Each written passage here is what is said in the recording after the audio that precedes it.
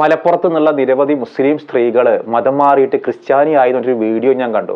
ഒരു സുഹൃത്ത് അയച്ചെന്നാണ്. ഞാൻ ഭയങ്കര ഷോക്കിംഗ് ആയ, കാരണം മലപ്പുറത്ത് ഇപ്പം അത്രമാത്രം മിഷണറി പ്രവർത്തനമൊക്കെ നടക്കുന്നുണ്ടോ, എന്താണ് ഇപ്പം ഇങ്ങനെ മുസ്ലിം യുവതികളൊക്കെ മതം മാറി ക്രിസ്ത്യാനി ആവാനുള്ള കാരണം എന്താണ്? ഓരോരുത്തർക്ക് ഇഷ്ടമുള്ള മതം സ്വീകരിക്കാനും ഉപേക്ഷിക്കാനൊക്കെ ഉള്ള സ്വാതന്ത്ര്യമൊക്കെ നമ്മുടെ രാജ്യം നൽകുന്നുണ്ട്.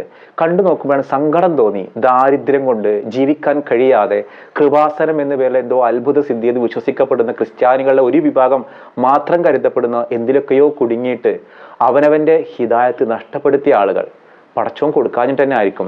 റജുല എന്ന മറ്റേ മലപ്പുറം ജില്ലയിലെ നിലമ്പൂർ ചുങ്കത്തറയിലുള്ള, പിന്നെ എൻ്റെ നാടിനടുത്ത് തിരൂരിലുള്ള മുഹ്സിന എന്ന പേരുള്ള മറ്റൊരു യുവതിയാണ് ഇവിടെ ഈ കൃപാസനത്തിൽ ഇങ്ങനെ കാര്യങ്ങളൊക്കെ പറയണത്. എനിക്ക് ഈ വീഡിയോ കണ്ടപ്പോൾ മനസ്സിലായത് ഇവർ ക്രിസ്ത്യാനികളൊന്നും ആയിട്ടില്ല, പക്ഷെ ഇവരുടെ ലൈഫിലെ ദുരിതം മാറ്റാൻ ഈ കൃപാസനം എന്ന പരിപാടി ഭയങ്കര കാരണമായി എന്നാണ് ഇവർ വിശ്വസിക്കുന്നത്. ഏതായാലും ഈ റജുലയുടെയും അത് കഴിഞ്ഞ് മുഹ്സിനയുടെയും ഈ ഒരു തുറന്നു പറച്ചിൽ നമ്മൾ ഗൗരവത്തോടെ കാണണം. ഞാൻ മലപ്പുറത്തുനിന്ന് ചുങ്കത്ര പറഞ്ഞ സ്ഥലത്തുനിന്ന് വരികയാണ്. ഞാനിവിടെ 2022 ഒക്ടോബർ 10 ഇവിടെ ഫസ്റ്റ് വരുന്നത്. എനിക്ക് ജോലി തയ്യലാണ്. തയ്യൽ കടയിൽ ജോലി ചെയ്യുന്ന സ്ഥലത്തിലെ ഒരു ഫ്രണ്ട് വഴിയാണ് ഞാൻ കൃപാസനം മാതാവിനെ കുറിച്ച് അറിയണത്. ഒരുപാട് പ്രശ്നങ്ങൾ അനുഭവിച്ചുകൊണ്ട് നിൽക്കുന്ന സമയത്താണ് ഞാൻ ഇത് അറിയണത്. എനിക്ക് 23 വർഷമായിട്ട് സോറിയാസിസ് അസുഖം ഉണ്ടായിരുന്നതാണ്. രണ്ട് കണ്ണല്ലാതെ എല്ലാ ഭാഗത്തും അസുഖം, മുറിവും ഭയങ്കര ചൊറിച്ചിലും അങ്ങനെ അസ്വസ്ഥതയായിട്ട് പോകാൻ ഇനി ഒരു സ്ഥലവും ബാക്കിയില്ല. ഒരുപാട് മരുന്ന് കഴിച്ചു, ആയുർവേദം നോക്കി, ഹോമിയോ മരുന്ന് നോക്കി, ഇംഗ്ലീഷ് മരുന്ന് കുടിച്ചു, കുറെ നോക്കി, പൈസ ഒരുപാട് ചെലവായി. 8-9 ലക്ഷം രൂപ കടം വന്നു അല്ലാതെ എനിക്കൊരു മാറ്റവും വന്നില്ല. ലാസ്റ്റ് കടം വീട്ടാൻ മാർഗമില്ലാതെ വീട് വിൽക്കേണ്ടി വന്നു. വീട് വിൽക്കാൻ കുറെ ഞാൻ ശ്രമിച്ചു, വീട് വിൽക്കാനും എനിക്ക് പറ്റണില്ല. അങ്ങനെ അസുഖവും മാറിയില്ല, കടവും വന്ന് അങ്ങനെ ഒരുപാട് സങ്കടത്തിൽ നിൽക്കുന്ന സമയത്താണ് എൻ്റെ ഫ്രണ്ട് പറഞ്ഞത് എന്നോട്, ഇങ്ങനെ ഒരു മാതാവ്, കൃപാസന മാതാവിൻ്റെ അടുത്ത് പോയിട്ട് ഉടമ്പടി എടുത്ത് പ്രാർത്ഥിച്ചാൽ നടക്കും, പോയി നോക്കുമെന്ന് പറഞ്ഞു. അപ്പൊ ഞാൻ ഞാൻ എല്ലാം ചെയ്തു നോക്കി, ഇനി ഇതും കൂടി ഞാനൊന്ന് പരീക്ഷിച്ചു നോക്കാന്ന് വിചാരിച്ച് ഫസ്റ്റ് ഇവിടെ വന്നത്. ഫസ്റ്റ് ഉടമ്പടിയിൽ ഞാൻ എഴുതിയത് ആദ്യം എൻ്റെ അസുഖം മാറിത്തരണം എന്നാണ്. അസുഖം പൂർണ്ണമായിട്ടും മാറാണ്, ഞാൻ മാതാവിൽ പൂർണ്ണമായിട്ടും വിശ്വസിക്കും, അതിൽ ഞാൻ ഉറച്ച് വിശ്വസിക്കുന്നു എന്ന് പറഞ്ഞിട്ടാണ് ഞാൻ ഇവിടെ ഫസ്റ്റ് ഉടമ്പടിയിൽ എഴുതിയത്. എനിക്ക് 3 മാസം തീർന്നതിന്റെ മുമ്പ് തന്നെ എന്റെ ചൊറിച്ചിലൊക്കെ മാറി, ഒരു 3/4% മാറി, അസുഖം മാറി. അത് എനിക്ക് ഭയങ്കര സന്തോഷമായി. അതിൽ ഞാൻ രണ്ടാമത് വീണ്ടും ഉടമ്പടി പുതുക്കാൻ ഞാൻ ഇവിടെ വന്നു. അതിൽ ഞാൻ എഴുതി എന്റെ പൂർണ്ണമായിട്ടും എന്റെ അസുഖം മാറിത്തരണമെന്ന്. ഇന്ന് ഞാൻ ഭയങ്കര സന്തോഷത്തിലാണ്. എനിക്ക് ആ അസുഖം പൂർണ്ണമായിട്ടും മാറിയിരിക്കണേ. ഒരു മരുന്നും ഞാൻ കഴിച്ചിട്ടില്ല. ഇവിടുന്ന് വെഞ്ചരിച്ച തൈലാണ് ഞാൻ പുരട്ടിയത്, അത് മാത്രമേ ഞാൻ മരുന്നാക്കി ഉപയോഗിച്ചിട്ടുള്ളൂ. പിന്നെ എന്റെ വീട് വിൽക്കാൻ വേണ്ടി രണ്ടാമത് എഴുതി. 5 വർഷമായിട്ട് ഞാൻ നോക്കുന്നുണ്ട്, വീട് വിൽക്കാൻ സാധിച്ചിട്ടില്ല. പിന്നെ ഞാൻ ഇവിടെ വന്ന് എഴുതി പോയിട്ട് എന്റെ കടങ്ങൾ വീടാൻ വേണ്ടിയിട്ട് എനിക്ക് വീട് വിൽക്കുക അല്ലാതെ വേറെ നിവൃത്തിയില്ല. ഞാനും ഹസ്ബൻഡും ഡൈവേഴ്സായിട്ട് പിരിഞ്ഞു നിൽക്കാൻ. എനിക്ക് 2 മക്കളുണ്ട്, ജോലി തയ്യലാണ്, എനിക്ക് കടം വീട്ടാൻ വേറൊരു മാർഗമല്ല. അങ്ങനെ വീട് വിൽക്കാൻ വേണ്ടി എഴുതി. ഇവിടെ വന്ന് 2 മാസം കഴിഞ്ഞപ്പോഴത്തേന് എനിക്ക് എൻ്റെ വീട് വിൽക്കാൻ എനിക്ക് പറ്റി. അത് വിറ്റ് കടമൊക്കെ വീട്ടി. പിന്നെ എനിക്ക് 2 മക്കളിൽ ഒരു മോളാണ്. മോളെ കല്യാണപ്രായമായി. കല്യാണത്തിനും ഇതുപോലെ എന്നെ സഹായിക്കാൻ ആരുമില്ല, പൈസ തന്നാണ്ട് സഹായിക്കാൻ മാത്രം എനിക്ക് ആരുമില്ല, കുടുംബക്കാരായാലും ആരായാലും ഇല്ല. ഇന്നത്തെ കാലത്ത് 1000-2000 രൂപ വരെ കടം തരാത്ത കാലത്ത് എനിക്ക് ലക്ഷങ്ങളാണ് ആവശ്യം എൻ്റെ മോളെ കല്യാണത്തിന്. ഞാനൊരു KSF ചിട്ടിയിൽ കൂടി. അത് ഞാനിവിടെ വന്ന് മാതാവിൻ്റെ അടുത്ത് 8 വർഷത്തെ KSF ആണ്, അതൊന്നും എനിക്ക് കിട്ടൂലെന്ന് എനിക്ക് ഉറപ്പാണ്. എന്നാലും ഞാനൊരു പരീക്ഷണം പോലെ ഇവിടെ വന്നിട്ട് ഞാൻ 3ാമതും ഉടമ്പടി പുതുക്കിയപ്പോൾ ഞാൻ എന്റെ മോളെ കല്യാണം നടത്താൻ എനിക്ക് മുന്നിൽ വേറെ ഒരു മാർഗമില്ല, സഹായിക്കാൻ ആരുമില്ല. എനിക്ക് എന്തെങ്കിലും ഒരു മാർഗം എൻ്റെ മുന്നിൽ കാണിച്ചു തരണമെന്ന് പ്രാർത്ഥിച്ചിട്ടാണ് ഇവിടുന്ന് പോയത്. എനിക്ക് ഭയങ്കര അത്ഭുതമാണ്. എനിക്ക് എൻ്റെ മോളെ കല്യാണത്തിന്റെ ആഴ്ച എനിക്ക് എൻ്റെ KSF കിട്ടി. എൻ്റെ മോളെ കല്യാണം ഞാൻ നല്ല ഇതിൽ ഞാൻ നടത്തി. അത് കഴിഞ്ഞ് പിന്നെ എനിക്ക് വയറുവേദന വന്ന ആശുപത്രിയിൽ പോയി. അപ്പോഴാണ് 2 കിഡ്നിയിലും സ്റ്റോൺ ആണെന്ന് അറിയണത്. 5 സ്റ്റോൺ ഉണ്ട് 2 കിഡ്നിയിലും കൂടി എന്ന് പറഞ്ഞു. ഓപ്പറേഷൻ ചെയ്യാതെ മാറൂല എന്ന് പറഞ്ഞപ്പം അതിന് പൈസ ഇല്ലാത്തതുകൊണ്ട് ഓപ്പറേഷത്തിനൊന്നും ഞാൻ പോയില്ല. ഞാൻ മാതാവിൽ വിശ്വസിച്ച് 4ാമത് ഞാൻ ഇവിടെ വന്ന് ഉടമ്പടി പുതുക്കി ഞാൻ അത് എഴുതിയാണ്ട് എനിക്ക് 1 മാസം കഴിഞ്ഞപ്പോൾ എൻ്റെ വയറിൽ ഒരു ചുമപ്പ് വന്നു. അതെന്താണെന്ന് അറിയാൻ വേണ്ടി ഡോക്ടറെ അടുത്ത് പോയപ്പോൾ സ്കാൻ ചെയ്ത് നോക്കാൻ പറഞ്ഞ് സ്കാൻ ചെയ്തു. അത് സ്കാൻ ചെയ്ത ഡോക്ടർക്ക് പോലും അത്ഭുതം, എന്ത് മരുന്ന് ഞങ്ങൾ കഴിച്ച, കിഡ്നിയിലെ കല്ലൊക്കെ പോയല്ലോ എന്ന് പറഞ്ഞു. ഞാൻ ഇങ്ങനെ പറഞ്ഞു, ഞാൻ ഇങ്ങനെ ഒരു ഉടമ്പടി കൃപാസന മാതാവിനെ പറ്റിയിട്ട് പറഞ്ഞു. അപ്പൊ അവർക്ക് അത് കേട്ടിട്ട്, അത് ഞങ്ങൾ കേട്ടിക്കണ്, പക്ഷെ അതുകൊണ്ടാണോ മാറിയെന്ന് ചോദിച്ചു. ഞാൻ പറഞ്ഞു സത്യമായിട്ടും അതുകൊണ്ടാണ് മാറിയത്, ഞാൻ ഒരു മരുന്നും കഴിച്ചിട്ടില്ല, ഓപ്പറേഷത്തിന് പോകാൻ എൻ്റെ അടുത്ത് പൈസ അല്ല, അതിൽ ഞാൻ വിശ്വസിക്കണോ അതുകൊണ്ടാണ് പോയതെന്ന് പറഞ്ഞു.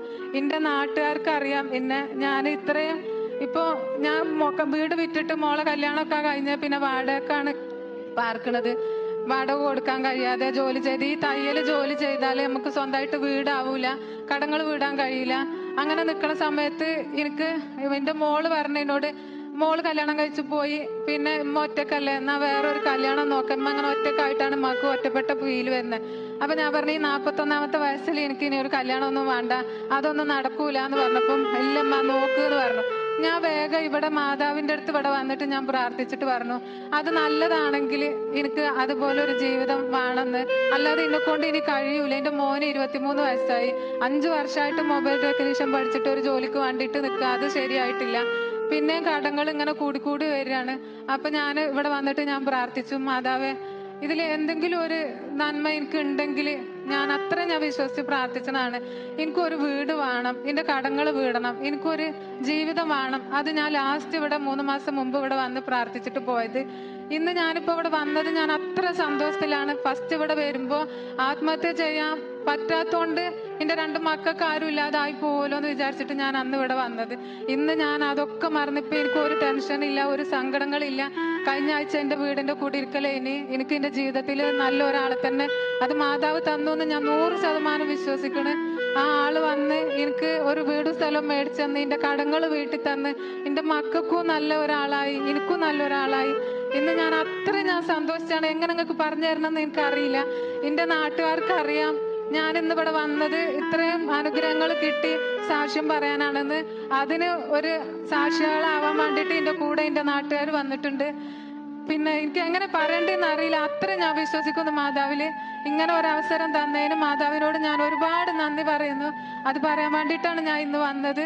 ഇനിയിപ്പോ കാര്യങ്ങളൊക്കെ കിട്ടി, മാതാവിന്റെ ഇനി വേണ്ടെന്ന് ഞാൻ വെക്കൂല. എനിക്ക് ഇനി ഇവിടെ വരണം, ഉടമ്പടി പുതുക്കണം, ഇത് മുന്നോട്ട് കൊണ്ടുപോകണമെന്ന് ഞാൻ നല്ലോണം ആഗ്രഹിക്കുന്നുണ്ട്. കിട്ടുന്ന കൃപാസന പത്രം ഞാൻ എൻ്റെ തയ്യൽ കടയിൽ വരുന്ന ആൾക്കാർക്കൊക്കെ ഞാൻ കൊടുത്തേണ്.